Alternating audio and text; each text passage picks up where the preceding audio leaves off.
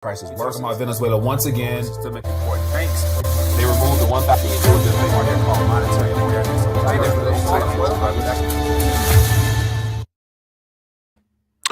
RTD News midday check-in, midday check-in. I hope everyone's doing well. Happy Monday to everybody. Wanted to just check in and share some news that will not be covered on your mainstream news sources. And so I think this is very indicative of where we're heading and how things are unfolding in regards to the U.S. and our other Latin America or the other Americas, other countries in the Americas. And so it looks like the summit of the Americas taking place today, and a few countries that were not included in the party. I guess it's opposed, or the friends of those countries decided not to participate at all. So we're going to touch on that, as well as some recent developments that furthers the de-dollarization process that is well underway. And I hope everyone's doing well. As always, want to make sure I acknowledge a couple of people. Want to check in, see if the chat is working smoothly. Let me know if audio, everything is working well. I had some complications with video, but continue to press forward and do the best I can. And for those that are new to the community, welcome. Want to make sure I give everyone a chance to let their voice be heard. So make sure you check in later on tonight for our live stream at 9:30 p.m. Eastern Standard Time, where we'll touch on other subjects that you might have come across and things of that nature. So anyway, for the first time, if you're new, hit the subscribe button, as well as hit that bell notification. Hopefully you'll be informed, and hit that thumbs up button, show your support for the channel. And these algorithms is something else these days. Not everyone's notified, but hopefully people get a chance to catch the replay if need be. But I want to jump right in and just share some headlines, and then we'll check back in later for the RTD session. But let me put up on the screen right here so you guys can see. Hopefully it shows up. Let me make sure the video feed is working correctly, just because you never know these days. And let me make sure I'm flowing smoothly. And then we can jump further. I was very disappointed to have had a chance to check in and my screen didn't show up at all, which has never happened to me before. But, anything is possible. Okay, so as you guys can see on the screen here, Summit of America. So apart from just literally having come across this within the last hour or two, didn't know that it was even going down, just because it was not broadcasted or talked about much. And so this is another one of those stories where you got to go underground or go alternative to find out what's going on here. But I think there's a lot we can learn from here, because it further shows the disconnect in between the Western agenda in comparison to the rest of the world. And you're going to understand how and why that is in a moment. All right, so let me jump right in. Summit of America is taking place. So here we got right now in Los Angeles, in the convention center, LA Convention Center right now. We have from June 6th to the 10th. So this week there will be supposedly, out of 34 countries that that consist of North and South America, amongst the Caribbean area, are usually invited to these type of events. But due to, I guess, just concerns about the more communistic / sanctioned countries that's on this side of the border, or on this side of the world, referring to Venezuela, Cuba, and Nicaragua, they were not invited. And therefore, there is no such thing as a Summit of Americas if not everyone is included. And so the backlash has been significant, and I think it's just getting started. But give you more idea, it says building a sustainable, resilient, and equitable future. And of course, those buzzwords sound good. Like, when have you not heard some type of agenda come together, or event come together that didn't try to sell you on some ideas and concepts? But once again, it's led by the United States of America, which has been the most unfriendly nation to countries that did not play by their rules or do as they were told. And so, unfortunately, bad things happen to nations that don't obey and comply with the Western regime. But anyway, give an idea here. It says the United States will host the 9th Summit of the Americas this week in Los Angeles. In addition to the Leaders Summit, the United States announces 3 official stakeholder forums. So once again, I've talked about that word, stakeholder. Stakeholder, the word itself and the concept originated from the World Economic Forum Davos crowd. So whenever you see stakeholder and equitable and all the inclusion and all those buzzwords, just let you know where this originated from. But anyway, it says the 9th Civil Society Forum, the 6th Young Americas Forum. What that mean, I don't know.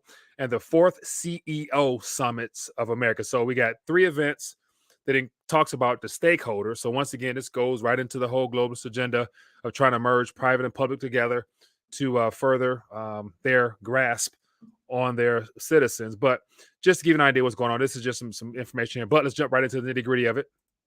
So the Summit of Americas. So it says here, the Americas has 34 countries, but according to the mood swing of the United States president today, it says it is 31, 32, or 33, with Cuba, Nicaragua, or Venezuela taking turns to be excluded. And so just recently, within the last 30 minutes, I believe, another country has decided to exclude itself.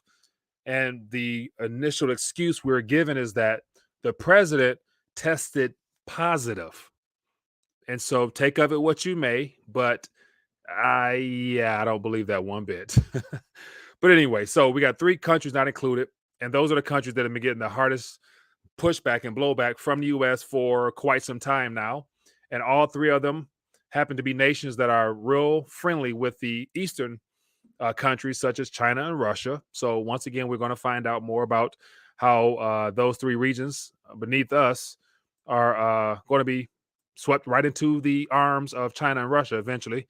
And it has a lot to do with what I'm going to get to before I end this, because there's been some more alternative currency announcements as well. So keep it moving right along. Here we go. It says the Mexican president to skip the summit of the Americas over the Cuba snub. So President Andres Manuel Lopez Obrador will skip the Summit of Americas this week, delivering a snub to the U.S. President Joe Biden. So basically, Mexico, our bordering country right beneath us, decided to not participate because of the other 3 countries that were snubbed. And so he's basically standing his ground and saying, we're not coming. And shortly thereafter, more nations decided to follow suit. Is anyone surprised here? Hopefully not. Keep it moving right along. It says, I got too many articles up here. Trying to comb through all this to get an idea what's going on here. And so this is, let me go back up here. So as of right now, Alberto Fernandez, which is the president of Argentina, he will be the voice for the nations that were not invited.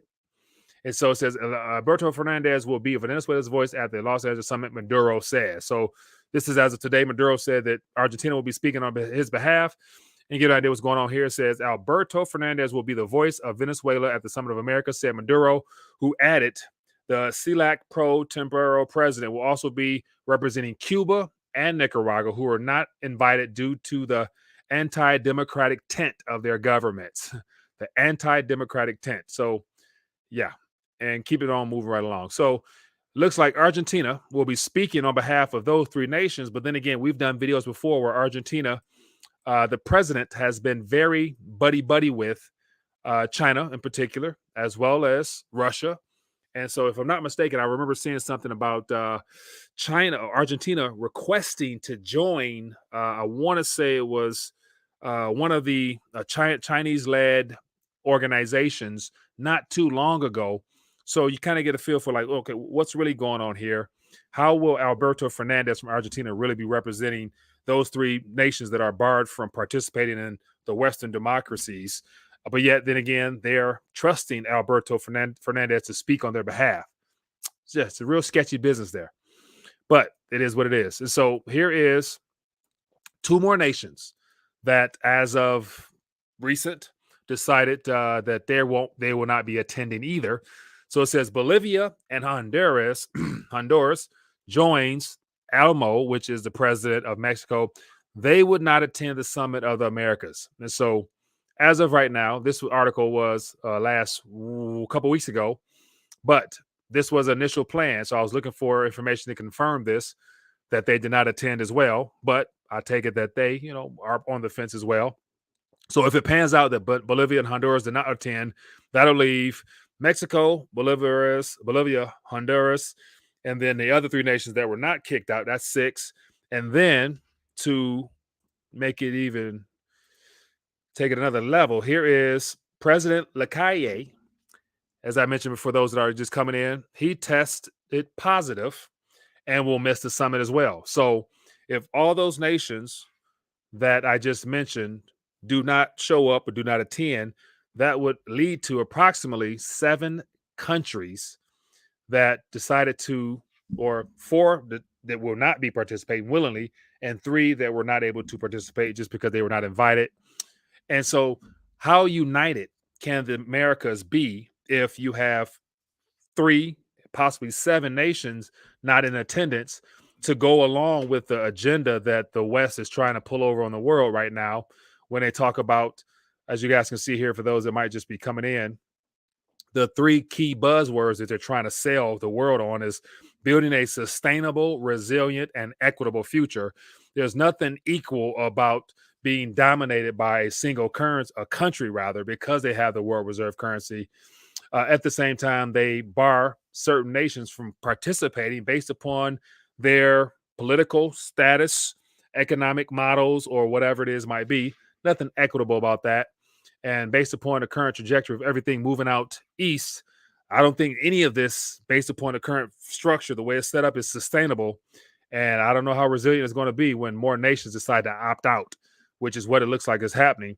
And so the question is, if 7 possible nations are removing themselves, or 3 removing themselves, 3 been forced out, 4 removing themselves, where are they going to run to? You better believe, they're going to run out east. And so this plays right into some more stories I want to bring to you.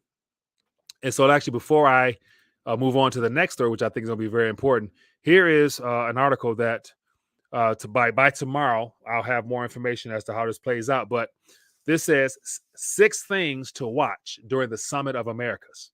And then I'll jump on to the next headline. But here are 6 things that we'll definitely find out one way or another as to how this shapes out. But the number one question is, who shows up and who stays away? So that's going to determine the whose side those nations will be on. We'll see. I think Mexico choosing to opt out definitely sets a major tone as to where they might be deciding to point their allegiance to. And it says, what will Biden offer his guests? So once again, fair, resilient, sustainable. What's in it for us? If we come to California, to Los Angeles, to hear you basically give us a sales pitch on how you're going to help the world, what's in it for us? Definitely is not going to be in the favor of any of those small nations. Next one here says 3 cheers for democracy.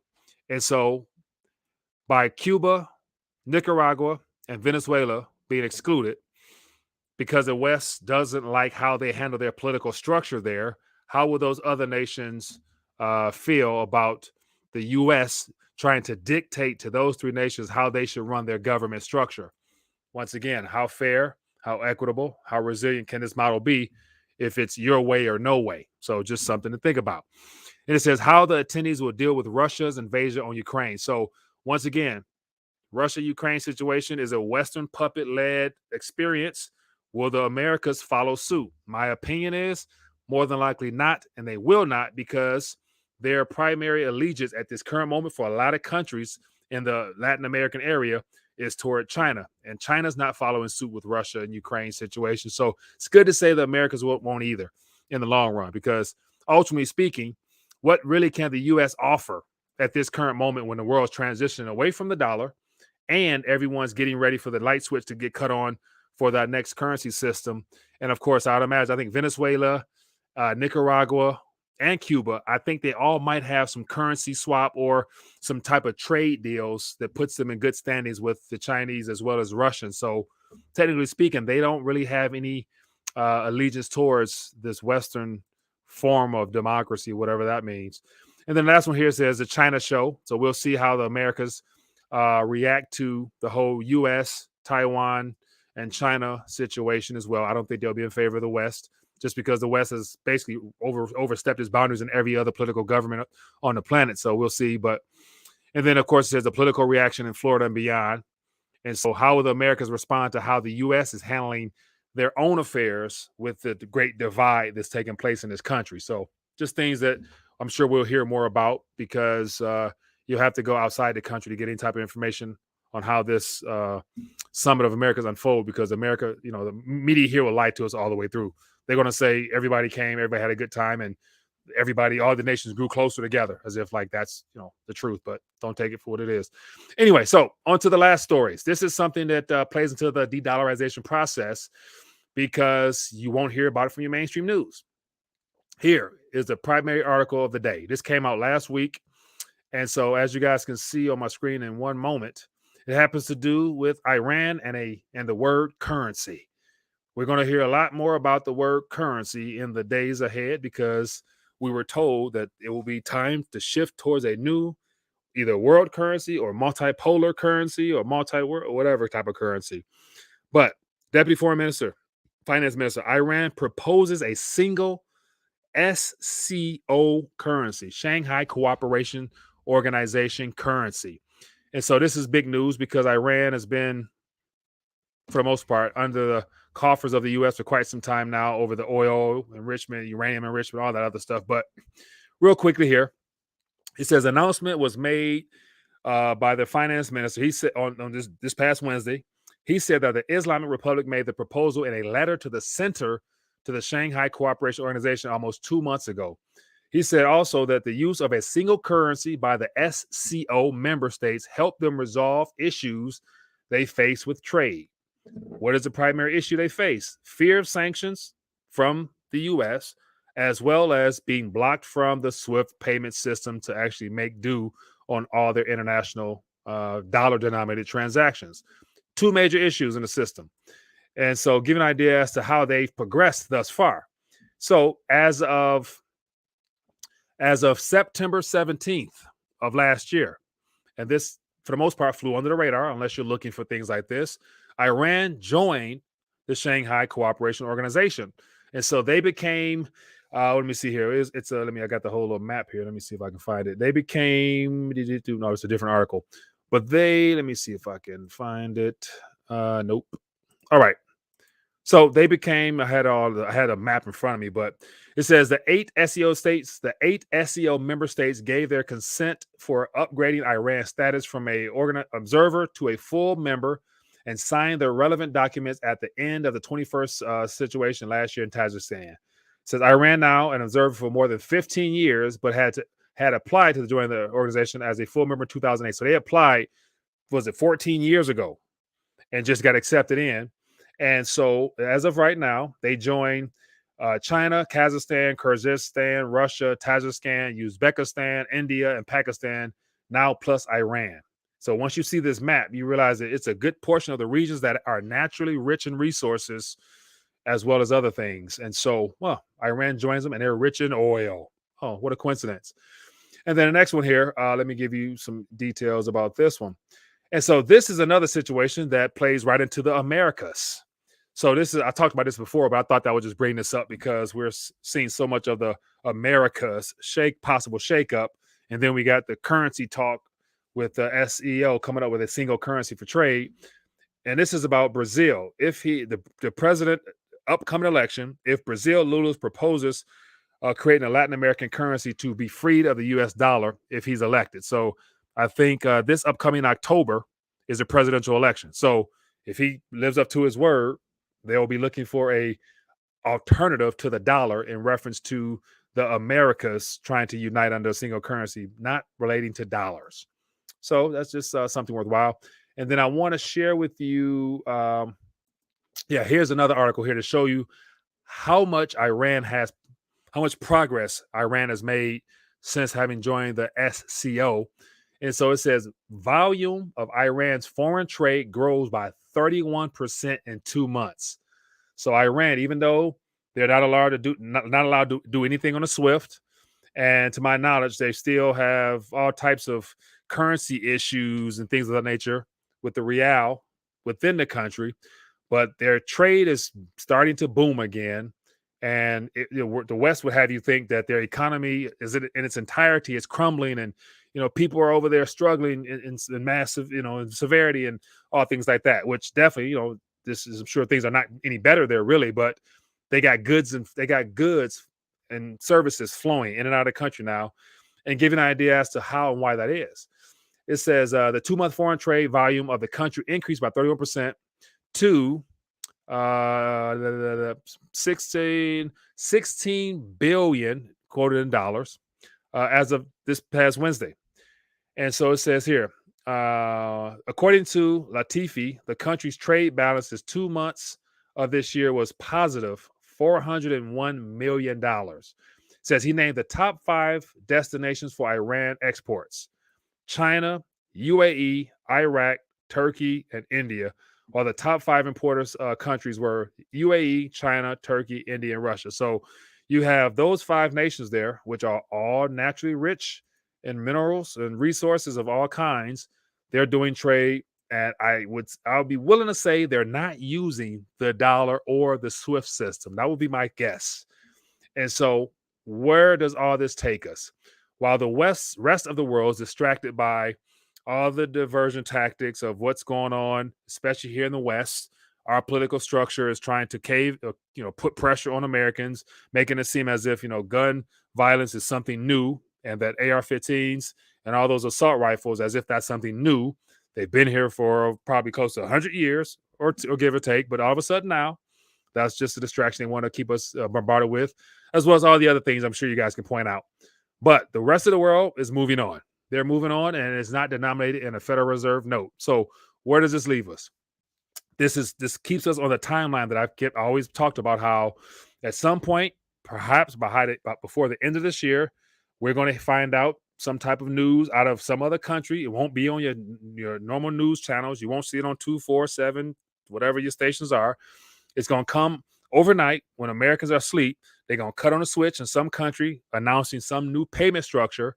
And by that time, in order for it to be announced officially, that means there's going to have to be several dozens, if not 100 or so countries that already signed up to use it. And then once it's announced, then I think the markets would respond very unfavorably in the West, as well as, Europe and things of that nature. So those are all possible scenarios of what could be in the works right now. But like I've said before, whatever is planned, it's already set up. It's just waiting on that right catalyst to announce it or to bring it to the surface so that the world can see what's going on. And one thing it will not benefit, or it will not benefit the fiat currency realm, because all nations at this current moment are deliberately destroying their currency so that they can all, in a joint effort, usher in central bank digital currencies for their domestic economies. And then to reestablish trust amongst the international community, they're going to do something that I think would definitely force nations to acknowledge some type of trust. And it's going to be in the form of real world resources, i.e. what the world needs, which is energy or gold or whatever else you want to put in that basket of commodities. And so that's what's underway. But anyway, wanted to check in for a quick minute, share with you all this recent updates.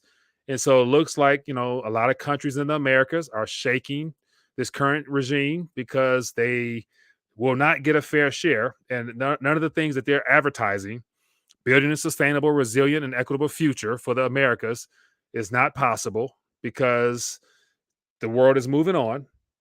And so this is just what's happening. You won't hear about it in the news, but I thought I'd bring it to your attention. And Mexico deciding to opt out is the biggest country that took a stand and said, we're not coming if you're going to exclude Cuba, Nicaragua, and what's the other country? Venezuela. And then, of course, who followed suit? Honduras, Bolivia, and the like. So we'll see. But anyway, just want to check in for a quick minute, share my 2 cents on what's happening in the news. Hope you guys got some value from this. This is just something to keep an eye on because it's going to get worse in reference to more nations deciding to turn their back on this country here just because we've overdone it. We've bullied too many countries too long, abused our privilege as a reserve currency. And it's unfortunate that, this is how, things might begin to unravel even more so head into the future, into the summer and beyond. So anyway, hope all's well. Check back with me tonight, 9:30 p.m. If you enjoyed this, hit that thumbs up button, show your support for the channel. Take this video, which help more people find out what's really going on. Share it with your family, friends, or just on your social media platform so more people can get plugged in. Because once again, if you are tuning in, but the people who you love and care about, they may not know. So it's your responsibility to bring the truth to them. Anyway, be blessed, be safe, and I will see you guys later.